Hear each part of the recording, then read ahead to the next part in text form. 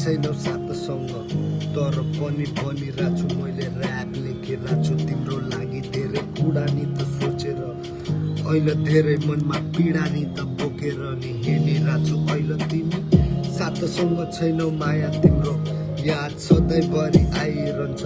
मनभित्र मुटुमा नि चेपेको हुन्छु तिमीलाई तर तिमी मेरा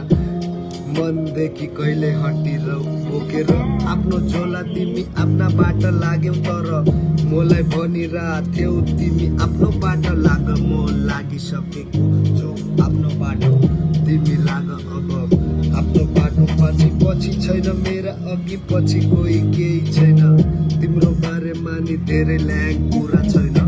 तिमी मेरी छैनौ आजसम्म फेरि मैले भनिरहेछु मेरा मनका पीडाहरू